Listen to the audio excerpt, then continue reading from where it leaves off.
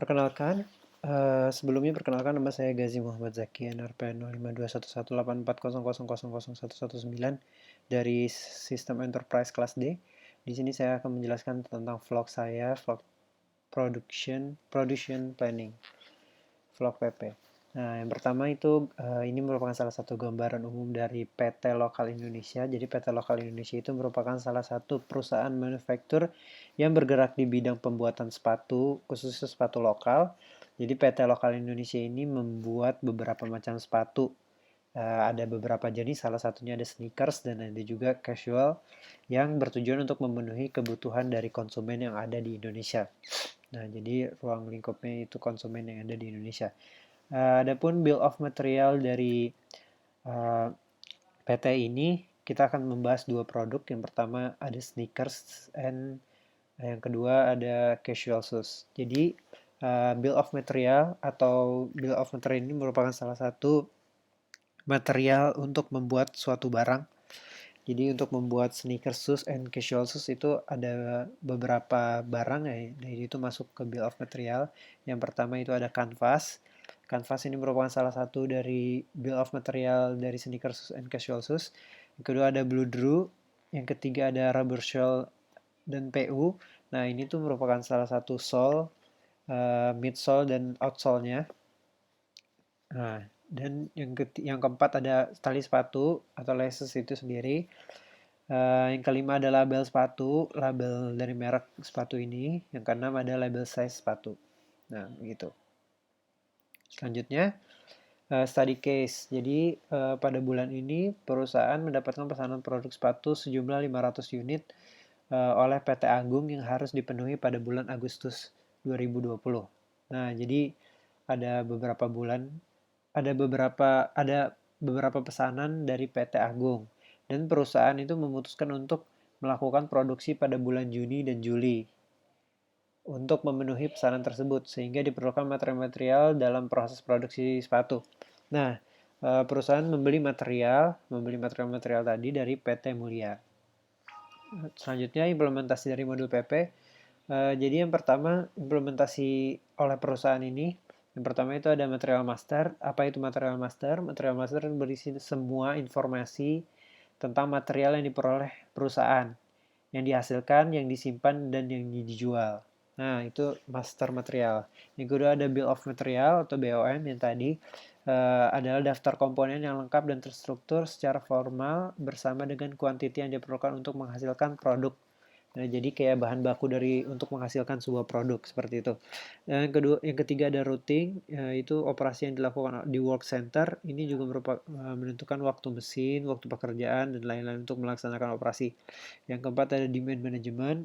Demand management ini yaitu untuk memperkirakan jumlah secara spesifik kebutuhan dan tanggal pengiriman untuk produk jadi. Nah, selanjutnya ada master product schedule atau MPS. Nah, ini tuh production schedule. Jadi kayak waktu jumlah produk jadi yang akan diproduksi, tahapan waktu dari jumlah produk jadi yang akan diproduksi oleh sebuah perusahaan, dan ada juga material requirement planning. Nah, MRP ini itu dia ada beberapa input, yaitu ada dari salah satunya ada dari bill of material dan juga ada juga dari master production schedule. Nah, ini tuh MRP menentukan setiap kekurangan dari produksi yang sudah barang yang kita buat itu.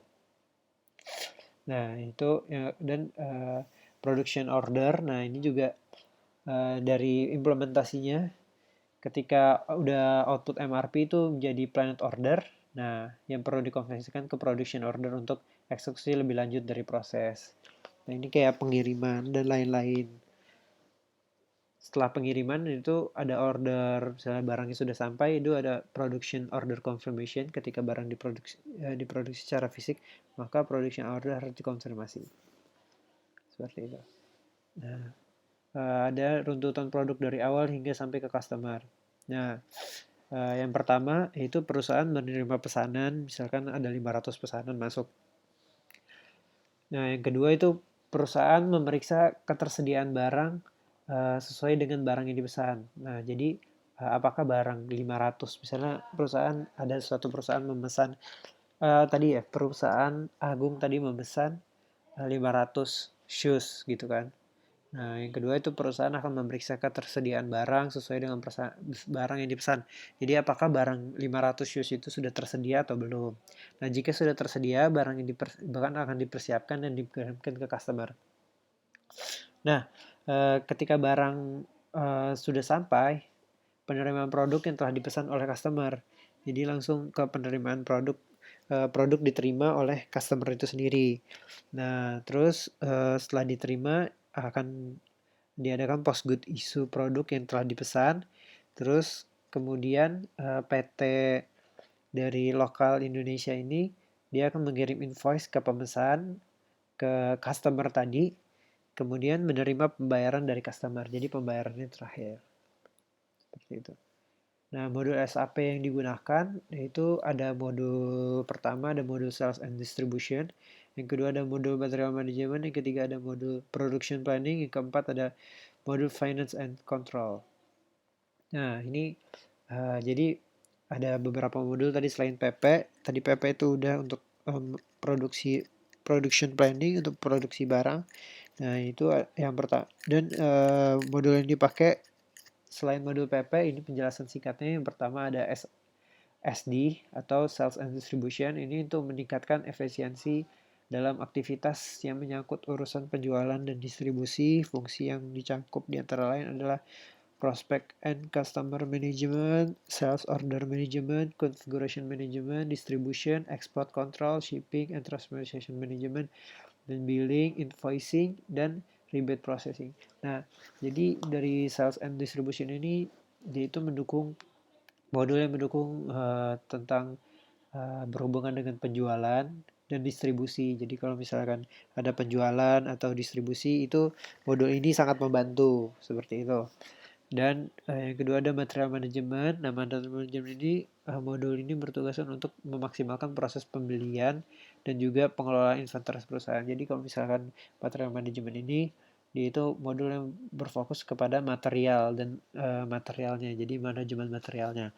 Jadi kalau misalkan pengelolaan stoknya, stok di gudang dan berapa barang yang terjual seperti itu ada di modul material manajemen. Yang ketiga itu ada finance and accounting. Jadi finance and accounting ini semua data masuk keuangan akan dilaporkan secara langsung dan otomatis sehingga kegiatan monitoring menjadi lebih mudah. Jadi finance accounting ini kayak modul tentang berhubungan dengan keuangan dari perusahaan ini. Seperti itu. Nah, sekian dari saya.